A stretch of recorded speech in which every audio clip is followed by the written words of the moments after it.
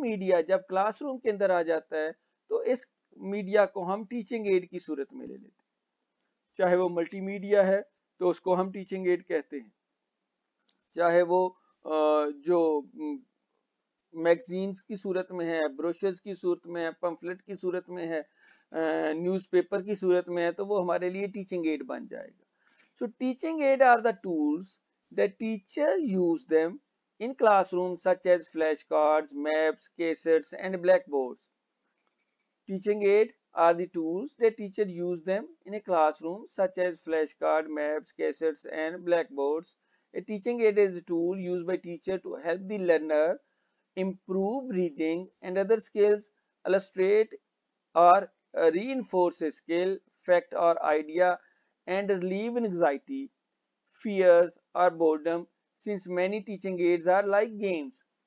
So teaching aid help provide experiences similar to direct and purposeful experiences which are not always received by the students. जब हम इन तमाम चीजों को देखते हैं तो teaching aids are used by all good teachers and they are also called audiovisual aids, and these teaching aids actually help teachers in disseminating knowledge and information to the students. तो ये टीचिंग एड्स ऐसे ये मावनात हैं, ऐसे ये तदरीसी मावनात हैं कि जो सबक को इफेक्टिव, इंटरेस्टिंग और मीनिंगफुल बनाने में मदद देते हैं. So teaching aids are the tools that help teachers in effectively delivering their instructions and also making the learning more purposeful. तो यही हम इसकी इंपॉर्टेंस के अंदर जब देखेंगे तो वो सारी बातें वहां पर आ जाएंगी. So teaching ads provides experiences similar to the direct and purposeful experiences which are not always received by the student, and that is usually received by the use of teaching aid. Teaching aids are used by all good teachers and that's why they are also called as audiovisual aids. तमाम के तमाम इनको इस्तेमाल करते हैं और जो भी अच्छे टीचर हैं वो टीचिंग एड को इस्तेमाल करते हैं. These aids not only promote better understanding of the lesson but also helps the students in retention of knowledge. जहाँ टीचर को ये लेसन डिलीवरी के हवाले से मदद देते हैं वहीं पर ही तालिब इल्मों की बेटर अंडरस्टैंडिंग ऑफ लेसन है, इनके जरिए से अंडरस्टैंडिंग इनहांस हो जाती है. उसी तरह से स्टूडेंट्स को फॉर जो long time retention of the knowledge में भी ये मदद देते हैं. So all good teachers use these aids for improving the quality of their teaching. There are various types of aids. We have discussed them later on, that which are the types of aids. Each aid had its specific function and its advantages and limitations. The teacher has to know these functions in order to understand their relevancy in different teaching learning situations. So good teachers do long-term planning and try to use proper aids. Good teacher always use teaching aids, and not only they use teaching aids but they plan their lessons according to the teaching aids that are available to them. So good teacher always do long-term planning and use teaching aids so that they can easily, effectively, interestingly deliver the lesson or lecture to the students. And finally, then the use of those teaching aids promote better understanding of the lesson and also help students in retention of knowledge for a longer period of time. तो जब हम इसकी ये सारी चीज़ों को देखते हैं तो फिर हमें लगता है कि टीचिंग एड जो है वो लाजमी तौर पर अपनी टीचिंग का पार्ट होना चाहिए. जब ये हम इतनी चीज़ें देख रहे हैं तो फिर what is the importance of teaching add. Teaching add की इम्पोर्टेंस क्या है? सबसे पहली जो इम्पोर्टेंस है दैट इज मोटिवेशन. ये एक मोटिवेटर के तौर पर है. ये बच्चों के अंदर तहरीक पैदा करते हैं, बच्चों को एक्टिव रखते हैं, बच्चों के अंदर जो इंट्रिंसिक मोटिवेशन जो है उनके अंदर डेवलप होती है. नॉट एक्सट्रिंसिक तो अलग से है बट इंट्रिंसिकली मोटिवेशन होती है. They are ready to learn. जो टीचिंग लर्निंग प्रोसेस है वो इंटरेक्टिव हो जाता है. जब इंटरेक्टिव होता है तो फिर स्टूडेंट्स की अटेंशन ज्यादा से ज्यादा उस लेसन की तरफ होती है और फिर वो ज्यादा तवज्जो के साथ सबक को पढ़ते भी हैं।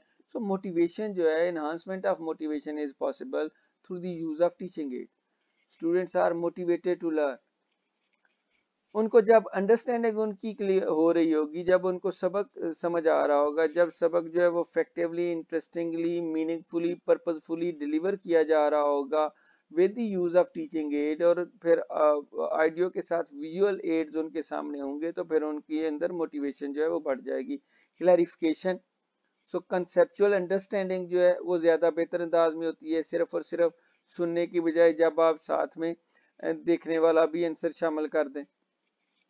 सुनने से और देखने से, एक एक्सपेरिमेंट हुआ, एक्सपेरिमेंट के अंदर उन्होंने देखा एक क्लास को कोई सबक पढ़ाया और दूसरों को बिल्कुल पढ़ाया ही नहीं।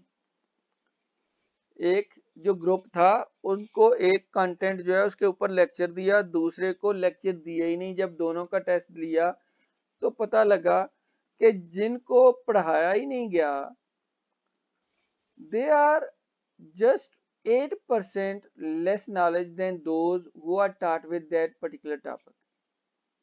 दो ग्रुप थे, एक ग्रुप को एक कॉन्सेप्ट पढ़ाया गया, दूसरे को पढ़ाया नहीं गया। जब टेस्ट लिया गया तो जिनको पढ़ाया गया था वो दूसरे ग्रुप के जिनको नहीं पढ़ाया गया था उनसे सिर्फ 8% ज्यादा जानते थे, क्योंकि वहां पे सिर्फ और सिर्फ आइडियो इन्वॉल्व थी, लेक्चर के जरिए से था सिंपल। वहीं पर ही अगर लेक्चर के साथ बाकी भी कुछ मीडिया इस्तेमाल किया जाता, ऑडियो के साथ विजुअल भी होता और फिर टेक्टाइल और बाकी भी किनेस्थेटिक अंदाज में होता, तो फिर लाजमी तौर पर जो है वो लर्निंग इनहांस हो जाती, इंप्रूव हो जाती। सो जहां ऑडियो विजुअल होगा वहां जो क्लैरिफिकेशन है वो ज्यादा बेहतर अंदाज में हो जाएगी। लाइक जो यूज ऑफ सेंसरी जो आपके ऑर्गन्स हैं, अगर आप उनको इस्तेमाल करते हो तो जो रीडिंग के जरिए से या लिसनिंग के जरिए से, through listening we can learn only 13%, and then अगर हम लिसनिंग को विजन के साथ मिला दें तो देन वी लर्न 85%, 88%। सो ये जो 13 से 88% तक पहुंच जाते हैं, that is what the clarification. Conceptual understanding जो है वो ज्यादा बेहतर अंदाज में हो जाती है। डिस्करेजमेंट ऑफ क्रैमिंग, जो रोट मेमोराइजेशन है, क्रैमिंग जो है उसको डिस्करेजमेंट होती है, उसको उसकी हौसला शिकनी की जा सकती है। इंक्रीज द वोकैबुलरी, किताब से हट के जो चीजें आप उनको दिखाते हैं, तो कुछ किताब के अंदर चीजें दी हुई हैं, उनसे हट के जब आप कोई पॉइंट्स, कुछ चीजें जो है आपके सामने बयान करोगे तो उससे तलबा की जहां अंडरस्टैंडिंग बेहतर हो रही है वहीं पे उनको वोकैबुलरी भी उनको ज्यादा मिल रही है। टीचर ज्यादा से ज्यादा अल्फाज जो हैं, मुख्तलिफ कॉन्सेप्ट जो हैं वो बता सकते हैं, पढ़ा सकते हैं। सेव टाइम एंड मनी बहुत बड़ा एक इसमें इम्पॉर्टेंट पॉइंट है। तो जो जब आप टीचिंग एड इस्तेमाल करते हैं तो वो जो एक कॉन्सेप्ट आपको पढ़ाने के लिए 2 पीरियड्स चाहिए वो आप 1 पीरियड के अंदर हासिल कर पाओगे। आज हम 2 चैप्टर जो हैं वो 1.5 घंटे में पढ़ जाएंगे। That is because of teaching aid, that is because of use of technology. तो saves time and money, time की भी बचत हुई, पैसे की भी बचत हुई। Classroom live and active, so classroom के अंदर लवलीनेस जो है, जानदारी जो है, जब क्लासरूम जो है वो जानदार रहती है, क्लासरूम जो है वो जागी हुई रहती है, एक्टिव लर्निंग होती है, पैसिव लर्निंग नहीं होती। तो जो लवलीनेस जो है वो होती है, सारे के सारे जो हैं वो जाग रहे होते हैं, बराह रास्त वो कनेक्टेड होते हैं क्लासरूम के साथ। अवॉइड डलनेस, जहाँ ये जो टीचिंग एड इस्तेमाल हो रही होगी तो डलनेस, अगर यही मैं बगैर इस जो प्रेजेंटेशन के बोल रहा होता तो कुछ अरसे के बाद आफ्टर 15 मिनट्स जो है वो बोरियत शुरू हो जाती, अटेंशन जो है वो आपकी डाइवर्ट होना शुरू हो जाती। ये टीचिंग एड है कि टीचिंग एड के जरिए से जो अटेंशन है वो डाइवर्ट नहीं होती, क्योंकि ये सबक को डल होने से बचाती है। इसके ऊपर भी ऐसे तहकीक हुई लेक्चर मेथड के हवाले से कि बच्चों की अटेंशन जो है वो आफ्टर 15 मिनट्स जो है वो डाइवर्ट हो जाती है। बच्चे क्या, बड़े क्या, हर एक का यही सूरत हाल है। राइट आफ्टर 15 मिनट्स जो है वो टेंशन डाइवर्ट हो जाएगी।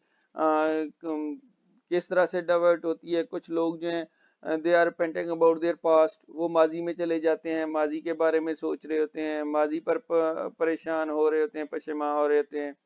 कुछ जो हैं they are contented about their present, वो हाल के ऊपर जो है वो राजी हैं। और कुछ जो हैं they are planning about their future, वो मुस्तकबिल की प्लानिंग करने में लग जाते हैं। तो सबक जहां सिर्फ और सिर्फ सुना जा रहा होता है, वहां पर जो 30% हैं they are physically and mentally present, the other 70% are physically present but mentally they are absent।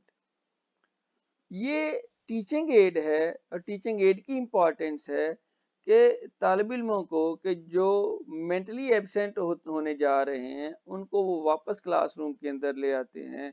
और जब ये क्लासरूम के अंदर होगी तो फिर अगर कहीं ना कहीं थोड़ी देर के लिए मेंटली एब्सेंट भी होंगे तो they came back as early as possible, फौरन से वो वापस आ जाएंगे।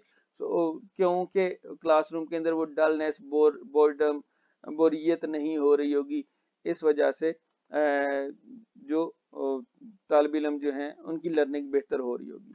एंड देन डायरेक्ट एक्सपीरियंस, जो भी चीज़ है आप अपने सामने देख रहे हो, अगर मॉडल्स की सूरत में है, अगर रियल ऑब्जेक्ट्स की सूरत में है, रेलेक्स और मेन्स और रियल ऑब्जेक्ट्स की सूरत में है तो आपके सामने है, पिक्चर्स की सूरत में तो आपके सामने है, आप डायरेक्ट एक्सपीरियंस उसको कर रहे हो। और जहाँ डायरेक्ट एक्सपीरियंस होगा वहाँ लर्निंग जो है वो ज्यादा होगी। जहाँ टेक्सचुअल के साथ साथ पिक्चर्स की सूरत में वो चीज होगी तो वहाँ लर्निंग जो है वो ऑटोमेटिकली ज्यादा होती जाएगी। तो जब इम्पोर्टेंस की हम देखते हैं तो कई तरह से इम्पोर्टेंस है, मोटिवेशन के हवाले से इम्पोर्टेंस है, फिर जो लेसन डिलीवरी के हवाले से इम्पोर्टेंस है, क्रैमिंग, डिस्करेजमेंट ऑफ क्रैमिंग के हवाले से इम्पोर्टेंट है। इसी तरह से फिर जो डलनेस और बोरियत है उसको ख़त्म करने के हवाले से ये बहुत अहम है। तो ये जब सारी चीज़ों को हम देखते हैं तो फिर वो कौन से टीचिंग एड हैं जो हमें मदद देते हैं। यहाँ आपके सामने मैंने 4 कैटेगरीज में बयान किए हुए हैं। ग्राफिकल एड हैं, प्रोजेक्टेड एड्स हैं, नॉन प्रोजेक्टेड एड्स हैं, बोर्ड्स हैं। ग्राफिकल एड्स में चार्ट्स हैं, charts, pictures, maps, diagram, globes, graphs, flash cards. यहाँ अगर चार्ट्स के ऊपर देखते हैं तो मैंने चार्ट्स की अलग से फिर कई तरह से किस्में। चार्ट्स में पिक्चर चार्ट होता है, टाइम चार्ट होता है, टेबल चार्ट होता है, ग्राफिक चार्ट होता है, फ्लो चार्ट होता है, ट्री चार्ट होता है, पाई चार्ट होता है।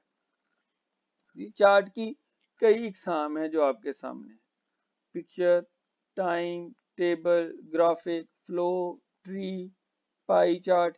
इसी तरह से पिक्चर्स होती हैं। फिर मैप्स हैं, मैप्स कई तरह से हैं। एक थीमेटिक मैप होता है। सो थीमेटिक मैप जो हम ज्यादातर वेदर के लिए इस्तेमाल करते हैं, थीमेटिक मैप जो है यूज फॉर वेदर पर्पस, या फिर पॉपुलेशन डेंसिटी जो है उसको देखने के हवाले से, या जियोलॉजिकल मैप जो होते हैं वो थीमेटिक मैप के अंदर आते हैं। इसी तरह से नेविगेशनल मैप आपने देखे होंगे। नेविगेशनल मैप के जिनके जरिए से हम नेविगेशन करके कोई खास जगह देखनी है तो उस जगह पर पहुंचना है तो थ्रू नेविगेशन हम वहां पर पहुंच जाते हैं।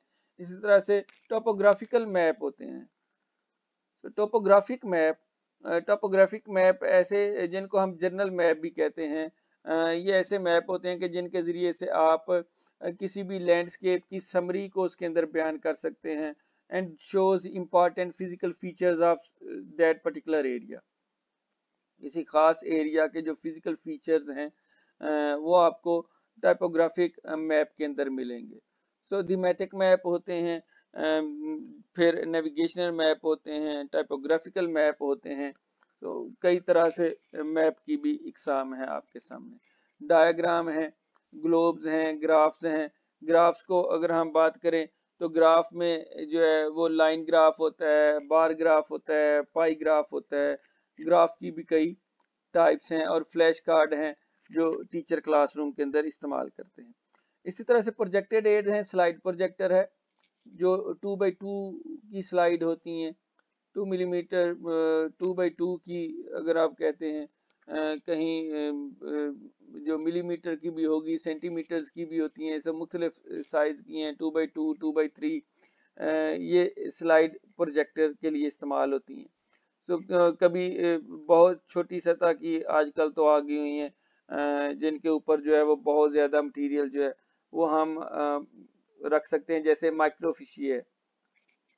सो माइक्रोफिशी जो है एक बड़ी फ्लैट किस्म की चिप है, जिसके ऊपर आप थाउजेंड्स ऑफ पेजेस को उसके ऊपर आप जो है सेव कर सकते हो, और फिर आप उसको प्रोजेक्टेड एड के जरिए से देखते हो। सो वो प्रोजेक्टेड एड्स में है माइक्रोफिशी जो है। ओवरहेड प्रोजेक्टर है, या जिसको ट्रांसपेरेंसी प्रोजेक्टर कहते हैं। जब कोई भी कंटेंट आपने देखना है, सो जो ट्रांसपेरेंट शीट के जरिए से उसके ऊपर कंटेंट है या पिक्चर है या ग्राफ है, कोई भी चीज अगर आप प्रोजेक्ट करके दिखाना चाहते हो तो वो ओवरहेड प्रोजेक्टर के जरिए से होगी। ट्रांसपेरेंट शीट के अंदर जो है प्लास्टिक की ट्रांसपेरेंट शीट, उसके ऊपर ये सारी चीजें चाहे हाथ से बनी हो या प्रिंटेड शक्ल में प्रिंटर के जरिए से प्रिंट की हुई हो, तो वो ओवरहेड प्रोजेक्टर के जरिए से दिखाई जा सकती है। इसी तरह से ओपैक प्रोजेक्टर होता है, जिसे एपिडायस्कोप भी कहते हैं। ओपैक प्रोजेक्टर या एपिडायस्कोप जो नॉन ट्रांसपेरेंट चीजें हैं, तो नॉन ट्रांसपेरेंट चीजों को देखने के लिए ओपैक या एपिडायस्कोप इस्तेमाल किया जाता है। इसी तरह से फिल्म स्ट्रिप्स हैं और मल्टीमीडिया, जिनको हम प्रोजेक्टेड एड्स के अंदर देखते हैं। फिर नॉन प्रोजेक्टेड एड्स हैं, जिसमें न्यूज़पेपर हैं, मैगजीन्स हैं, बुक्स हैं, रियल ऑब्जेक्ट्स हैं, मॉडल्स हैं, रेलिक्स एंड रिमेन्स हैं, ब्रोशर्स हैं, पम्फलेट्स हैं। तो न्यूज़पेपर, जिसके ऊपर हम पहले भी बात कर चुके, जो ओल्डेस्ट एक तरह से टीचिंग एड के तौर पर या मैसेज को पैगाम रसानी के लिए यूज होने वाला एक जो एड था। मैगजीन्स हैं, बुक्स हैं, इसके अंदर भी कई तरह से ये। और जब भी हम किसी भी एड की बात करते हैं या किसी भी इंस्ट्रक्शन मटेरियल की बात करते हैं, तो इंस्ट्रक्शन मटेरियल जो है या मीडिया के हवाले से बात करते हैं, तो वो इंफॉर्मेशन के हवाले से वो इन्फॉर्म करता है, वो इंटरटेन करता है, वो एजुकेट करता है। सो क्लासरूम के अंदर इन्फॉर्म, इंटरटेनमेंट और एजुकेशन तीनों चीजें साइड बाय साइड जा रही होती हैं, और उनके लिए कोई भी जब आप एड इस्तेमाल करते हो या मीडिया इस्तेमाल करते हो, तो वो मीडिया इन्फॉर्म भी कर रहा होता है, इंटरटेन भी कर रहा होता है, और एजुकेट भी कर रहा होता है। इंटरटेन कर रहा होता है तो आपकी जो आपके अंदर मोटिवेशन है, आपकी जो टेंशन है, वो ज्यादा बढ़ जाती है क्लासरूम के अंदर। तो बुक्स आप सारे लोग जानते हो, बहुत बड़ा टीचिंग एड है क्लासरूम के अंदर, बड़ा लाजमी कंपोनेंट है टीचिंग लर्निंग प्रोसेस का, जो निसाब की सूरत में है, एक एलिमेंट की सूरत में है। तीसरा मेजर एलिमेंट है जब आप प्रोसेस ऑफ एजुकेशन को देखते हो, टीचर और स्टूडेंट के बाद जो है वो किताब है या करिकुलम आता है। रियल ऑब्जेक्ट्स हैं, बाज़ जगह पर अगर वो साइज में स्मॉल हैं, क्लासरूम के अंदर इजीली आप उनको ला सकते हो, तो वो रियल ऑब्जेक्ट की सूरत में है। रेलिक्स और मेज हैं, ब्रोशर्स हैं, पम्फलेट्स हैं। फिर बोर्ड्स के ऊपर आ जाते हैं, तो वाइट बोर्ड है, ग्रीन बोर्ड है, सॉफ्ट बोर्ड है, बुलेटिन बोर्ड है, फैनल बोर्ड है, मैग्नेटिक बोर्ड है, और आजकल जो जिसको हम स्मार्ट बोर्ड बोलते हैं। तो ये तमाम के तमाम बोर्ड कहीं ना कहीं इस्तेमाल होते रहे। व्हाइट बोर्ड हमारे यहाँ बहुत ज़्यादा इस्तेमाल होता है, ब्लैक बोर्ड या चाक बोर्ड होता था। ब्लैक बोर्ड और चाक बोर्ड अब ख़त्म हो गया, उसकी जगह पर व्हाइट बोर्ड ने जगह ले ली। ग्रीन बोर्ड जो है ये मैसेज को देने के लिए और ऐसा मैसेज के जो पूरे दिन के लिए कहीं स्कूल के अंदर आपने चस्पा रखना है या लोगों को बताना है, वो ग्रीन और सॉफ्ट बोर्ड की सूरत में होता है। इसी तरह से बुलेटिन बोर्ड है, फेनल बोर्ड है कि जिसके ऊपर वो फेनल का कपड़ा लगा होता है, क्लॉथ, एक सॉफ्ट क्लॉथ है जिसको हम फेनल बोलते हैं, तो वो बोर्ड हो जाएगा। मैग्नेटिक बोर्ड होता है कि बोर्ड के नीचे मैग्नेटिक शीट होती है, और फिर जिस पॉइंट को आपने डिस्कस करना होता है उस पॉइंट पर वो मैग्नेटिक आप वहां तक ले आते हो, तो उसके जरिए से उस पॉइंट को हाईलाइट इजीली किया जा सकता है। सो मैग्नेटिक बोर्ड के जरिए से। इसी तरह से बाज ऐसे हैं कि उसके नीचे मैग्नेटिक के पीसेस होते हैं, बहुत ही स्मॉल जो पीस हैं। तो जब आप किसी भी पेंसिल से उसके ऊपर लिखते हो, तो जैसे जैसे आप लिखते जाते हो वैसे वैसे उसके ऊपर लिखा जाता है। तो वो मैग्नेटिक बोर्ड उसको हम कहलाते हैं। आमतौर पर बच्चों के खिलौने के तौर पर मैग्नेटिक बोर्ड या छोटे छोटे जो स्मार्ट जो स्मॉल बोर्ड्स हैं के बाजार से वो मिलते हैं, और बच्चे उनके ऊपर जो है वो पेंसिल से लिखते हैं, और उसके बाद उसके अंदर एक स्लाइडर होता है, स्लाइडर को घुमाते हैं तो वो सारी जो स्लेट है या उसकी जो शीट है उसको दोबारा से प्लेन कर देता है, क्लियर कर देता है। सो उसको हम मैग्नेटिक बोर्ड बोर्ड जो है वो बोलते हैं। जो अनाउंसमेंट और न्यूज़ वगैरह जो है वो ग्रीन बोर्ड के लिए इस्तेमाल होता है। इसी तरह से बुलेटिन बोर्ड भी जो अनाउंसमेंट और न्यूज़ वगैरह के लिए ग्रीन बोर्ड को भी इस्तेमाल करते हैं, और बुलेटिन बोर्ड को भी अनाउंसमेंट और न्यूज़ वगैरह के लिए इस्तेमाल किया जाता है। और फिर आजकल की टेक्नोलॉजी में जो बोर्ड आ गया which is called as smart board. So smart board के ज़रिए से जो कॉन्सेप्ट है, कंटेंट है, वो ऑडियो विजुअल दोनों सूरतों में डिलीवर किया जाता है, और वो आसान हो गया, जिसके अंदर जो है वो पहले से जो प्रोग्रामिंग की हुई होती है, और जिस दिन का जो भी टॉपिक पढ़ाना है उस हवाले से वो स्मार्ट बोर्ड के ज़रिए से इजीली जो है वो टीचर पढ़ा सकते हैं। तो ये स्मार्ट बोर्ड टेक्नोलॉजी अब क्लासरूम के अंदर जो है वो इस्तेमाल हो रही है, और बाद प्राइवेट इंस्टीट्यूशन जो है वो स्मार्ट बोर्ड टेक्नोलॉजी को इस्तेमाल भी कर रहे हैं। तो ये मैंने आपके सामने चंद जो टीचिंग एड के हवाले से चीज़ें बताई। फिर कुछ और जो उनकी टाइप्स थी, जो ऑडियो विजुअल, विजुअल और किनेस्थेटिक या टेक्टाइल के हवाले से उनकी जो हमने टाइप्स की हुई थी, जो कि क्लासीफाई की हुई थी हमने according to the sensory channel of the learners. तो ये भी चंद एक टाइप्स हैं जहां हमने टीचिंग एड को ग्राफिकल, प्रोजेक्टेड, नॉन प्रोजेक्टेड और बोर्ड्स की सूरत में तकसीम किया। वहीं पर ही ऑडियो विजुअल, विजुअल, टेक्टाइल और किनेस्थेटिक अंदाज से भी हम जो टीचिंग एड है उनको क्लासिफाई करते हैं, और फिर ये classification according to the sensory channels of the learner है कि जहाँ पर ऑडियो है तो ऑडियो में टीचर वॉइस है, ऑडियो कैसेट्स हैं, ऑडियो सीडीज है, रेडियो है। ऑडियो विजुअल है तो वहाँ पर वीडियो है, मल्टीमीडिया सीडीज हैं, डीवीडीज हैं, पावर पॉइंट्स हैं, इंटरनेट है कि जिसके अंदर हम ऑडियो विजुअल दोनों को इकट्ठा हम दिखा सकते हैं। ऑडियो भी उसके अंदर हम दिखा सकते हैं, विजुअल भी हम उसके अंदर दिखा सकते हैं। विजुअल्स हैं तो चाक बोर्ड है जिसके अंदर सिर्फ और सिर्फ विजुअल होगा, वाइट बोर्ड है, फर्नल बोर्ड है, मैग्नेटिक बोर्ड है, ऑब्जेक्ट्स या मॉडल्स हैं, पिक्चर्स हैं, चार्ट्स और डायग्राम हैं, फोटोग्राफ हैं, टेक्स्ट है, ओवरहेड ट्रांसपेरेंसीज हैं, स्लाइड और साइलेंट फिल्म्स हैं। तो ये सारे के सारे इनके जरिए से विजुअल है, इसके अंदर ऑडियो जो है वो मिसिंग है। जबकि टेक्टाइल और किनेस्थेटिक है तो वहाँ वर्किंग मॉडल्स हैं, इक्विपमेंट्स हैं, स्टिमुलेटर्स हैं, इंटरेक्टिव सॉफ्टवेयर्स हैं जो टेक्टाइल और किनेस्थेटिक के अंदर आते हैं। तो ये जो क्लासिफिकेशन है, that classification is according to the sensory channel of the learner. जब हम करते हैं इनको डिफरेंशिएट करते हैं इन मीडिया को, इनकी खूबियां क्या हैं। ये खूबियां यहाँ जैसे बयान की हुई हैं, तो ये किसी एक के साथ जो ऑडियो के जितने भी, अगर हम चार्ट्स की बात करेंगे तो उसके भी, या टीचर्स की हैं तो टीचर्स की सारी, या टीचर्स से हट के दूसरे जो ऑडियो कैसेट के ऊपर आ जाएंगे, या ऑडियो सीडी के ऊपर आ जाएंगे, या रेडियो के ऊपर आ जाएंगे। इन तमाम के तमाम की जो जब हम खूबियों की बात करेंगे तो वो सब के लिए सेम ही होंगी। इनएक्सपेंसिव होते हैं, इजी टू क्रिएट हैं, इजी टू डुप्लीकेट हैं, वेरी एक्सेसिबल है। डिसएडवांटेजेस हैं, may not be interactive, no visual stimulus इसके अंदर मौजूद होता है। इसी तरह से जब हम ऑडियो विजुअल की बात करते हैं, ऑडियो विजुअल या विजुअल हैं तो इनकी जब एडवांटेजेस हैं तो वो इकट्ठी हो जाएंगी। Very effective for introducing, summarising and reviewing concepts हैं, can be used as a motivational tool, meets needs of the students with different learning styles, complex or abstract concept can easily be illustrated। तो बहुत बड़े बड़े advantages हैं। जब वही audio से जब आप ऑडियो विजुअल या विजुअल के ऊपर जाते हो तो एडवांटेजेस देखोगे कि वो अपने कॉन्सेप्ट्स में बहुत वसी हो जाएंगे। Very effective for introducing, summarising and reviewing concepts, can be used as a motivational tool, meets needs of the students with different learning styles, complex or abstract concepts can be illustrated।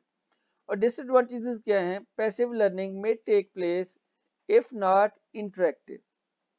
So passive learning take place अगर वो interactive ना हो, audio visual ads अगर वो birthday बने हुए हों, तेरे मेरे हों, उनकी जो शिकाल की समझ ही ना आ रही हो, तो फिर लर्निंग जो है वो पैसिव हो जाएगी, क्योंकि वो इंटरेक्टिव नहीं होंगे।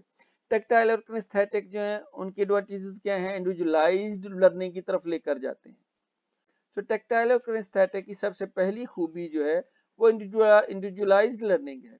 इसी तरह से मोटिवेशनल होते हैं, इंटरेक्टिव होते हैं, great for children who need concrete representations है, provide hand on real life experience है। तो जब हम टेक्टाइल और किनेस्थेटिक को देखते हैं तो इसमें सबसे बड़ा जो फर्क है, अगर हम टेक्टाइल और किनेस्थेटिक और विजुअल को देखेंगे तो टेक्टाइल और किनेस्थेटिक में इंडिविजुअलाइज्ड लर्निंग जो है वो बहुत बड़ा फैक्टर आ जाता है।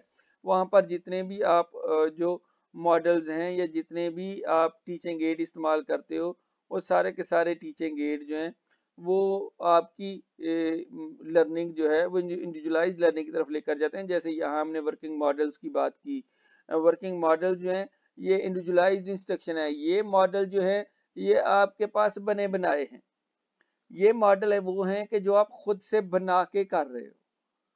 सो that is why they are called as tactile और किनेस्थेटिक। जो है जो इक्विपमेंट्स हैं, इक्विपमेंट्स जिनको आप खुद से यूज करते हो, स्टिमुलेटर्स हैं, इंटरेक्टिव सॉफ्टवेयर्स हैं कि जिनको आप क्लासरूम के अंदर इस्तेमाल करते हैं। सो जहां पर आपका खुद से इस्तेमाल है, जहां पर आप हैंड ऑन एक्टिविटी करते हो और हैंड ऑन एक्टिविटी करके जब आप सीखते हो, तो ऐसे जो टीचिंग एड हैं उनको हम टेक्टाइल और किनेस्थेटिक कहते हैं।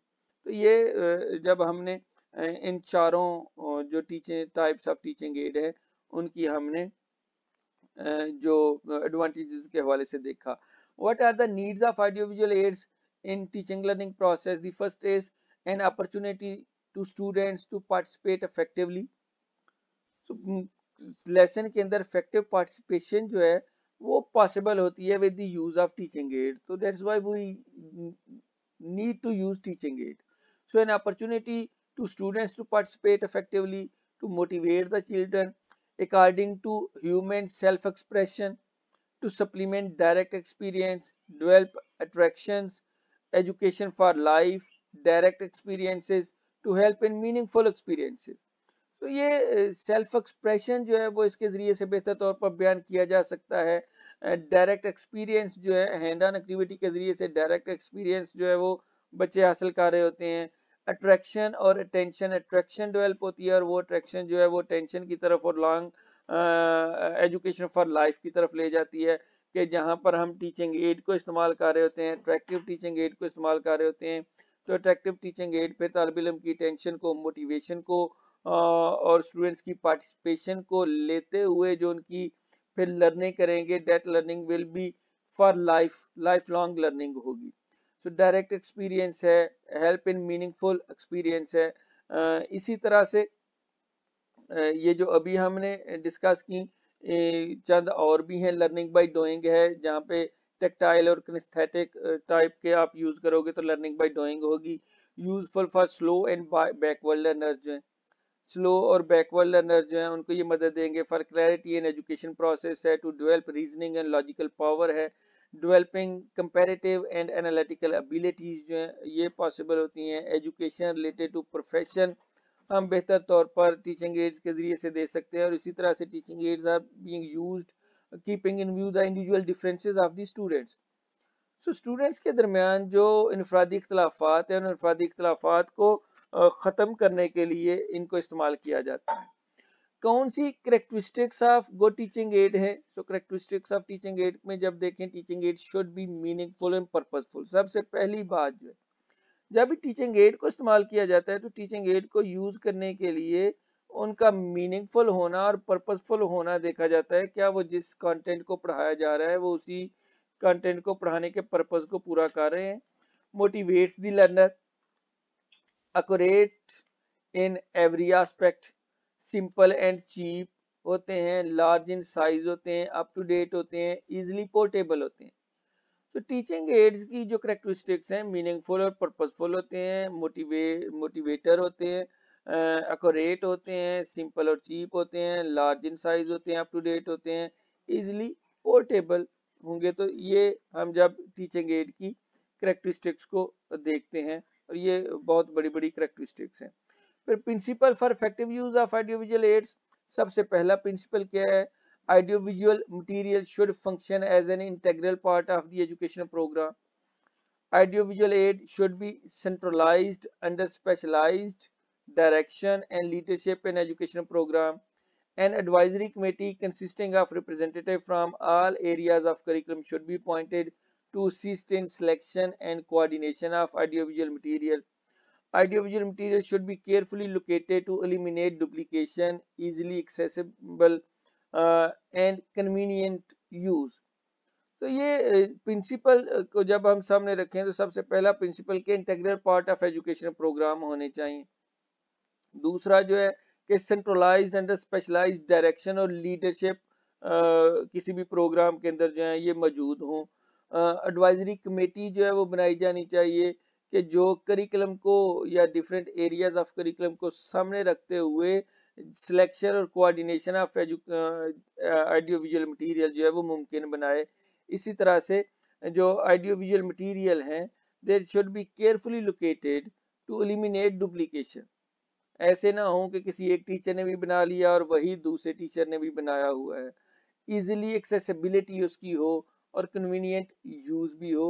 तो ये प्रिंसिपल जो हैं इनको सामने रखते हुए टीचिंग एड जो है उनको डेवलप किया जाए। इसी तरह से जो एजुकेशनल प्रोग्राम है वो फ्लेक्सिबल हो कि जिसके अंदर टीचिंग एड को बेहतर तौर पर इस्तेमाल किया जा सके। Audio visual material should be available whenever and wherever they needed for effective utilisation as an integral part of curriculum. हमारे यहाँ अक्सर जो है वो मिलते ही नहीं है, मल्टीमीडिया पड़ा होता है लेकिन मल्टीमीडिया अवेलेबल ही नहीं होता, इफेक्टिव यूटिलाइजेशन उसकी नहीं होती। Budget appropriation should be made regularly for audiovisual educational programs.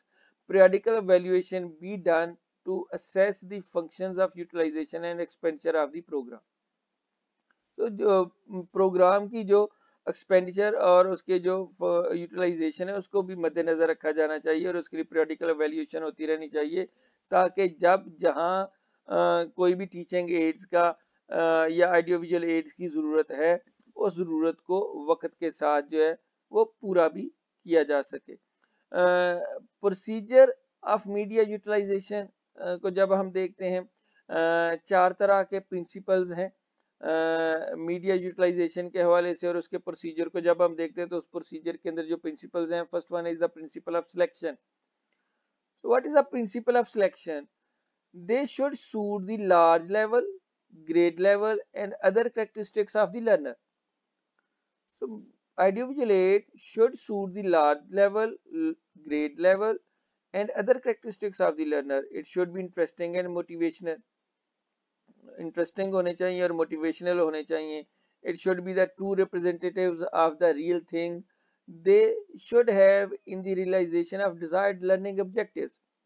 So selection जब आपने करनी है तो डिजायर्ड लर्निंग ऑब्जेक्टिव्स को सामने रखते हुए representation of the real things मौजूद हो, तालिब इल्मों के अंदर इंटरेस्ट और मोटिवेशन पैदा करने वाले हों और लार्ज लेवल और ग्रेड लेवल के मुताबिक हों और करेक्टरिस्टिक्स ऑफ लर्निंग पर पूरा उतरे हों। तो ये सारी चीज़ें पहले से मद्देनजर रखते हुए आपने ऑडियो विजुअल एड्स को या मीडिया को सिलेक्ट करना है। सो प्रिंसिपल ऑफ सिलेक्शन में ये चीज़ें मद्देनजर रखी जाएंगी। Then principles of preparation. So as far as possible, locally available material should be used. The teachers should receive some training in preparation of aids. The teachers themselves should prepare some of the aids. Student may be associated in the preparation of aids. तो principles of preparation के अंदर जो locally जो available material है उसको इस्तेमाल किया जाए, टीचर्स को ट्रेनिंग दी जाए, टीचर जो है वो खुद से टीचिंग एड को बनाएं और तालिब इल्मों को भी जैसा तक हो इसमें शामिल करें। Then principle of handling, arrangements of keeping aid safely and also to facilitate their keeping to the teachers for use. So तैयारी के बाद उसकी हैंडलिंग जो है जब जिस वक्त चाहिए उनको टीचर्स को इस्तेमाल करने के लिए दिया भी जाए और इस्तेमाल करने के बाद उनको प्रॉपरली हैंडल भी किया जाए। Then principles of presentation, teachers should carefully visualize the use of teaching aids before their actual presentation. They should fully familiar themselves with the use and manipulation of the aids. हमारे यहाँ teachers जो हैं उनको teaching aid को, जो आजकल educational technology से related हैं या टेक्नोलॉजी बेस्ड जो टीचिंग एड है उनको इस्तेमाल करना ही नहीं आता. So they should fully familiar themselves with the use and manipulation of aids. Adequate care should be taken to handle and aid in a way as no damage is done in it. The aid should be displayed properly so that all the students are able to see it, observe it, and derive minimum benefit out of it. तो ये तमाम चीज़ें जो हैं वो principle of presentation के हवाले से हैं कि जो भी टीचिंग एड है वो प्रॉपरली डिस्प्ले की जा सके ताकि तमाम स्टूडेंट्स उसको देख सकें, उसका मुशाहदा कर सकें और उसे ज़्यादा से ज़्यादा जो है वो फ़ायदा भी उठा सकें. So derive maximum benefit out of it. So observe it and derive maximum benefit out of it. That is what the use of the principle of presentation. कि आप जब टीचिंग एड को प्रेजेंट करो तो इस अंदाज में हो कि ज़्यादा से ज़्यादा लोग उसको देख सकें, ज़्यादा से ज़्यादा जो है उसको ऑब्जर्व कर सकें, ज़्यादा से ज़्यादा उससे ज़्यादा से ज़्यादा फ़ायदा भी उठा सकें. सो properly displaying of the teaching aid is also very necessary. तो ये चौथा प्रिंसिपल ऑफ प्रेजेंटेशन जब आप प्रोसीजर ऑफ मीडिया यूटिलाइजेशन के हवाले से देखते हो. Finally media can become effective learning resource if what is selected is relevant to the task and provides experience which are different from other available materials. ये media जो है या जो टीचिंग एड है, ये टीचिंग एड उसी वक्त जो है वो इफेक्टिव लर्निंग रिसोर्स की सूरत में होगी कि जब आप इसको जो मीडिया आप सिलेक्ट कर रहे हो, that selected media is relevant to the task and provide experience which are different from other available materials. किताब से हटके अगर वो आपको फायदा दे रहा है तो फिर वो उसके जरिए से लर्निंग जो है वो इफेक्टिव होगी. अगर वही चीज़ दोबारा से पेश की जा रही है तो फिर उससे कोई इतनी ज़्यादा इफेक्टिवनेस जो है वो नहीं हमें नज़र आएगी. So that's it. Thank you. That is the choice of media selection.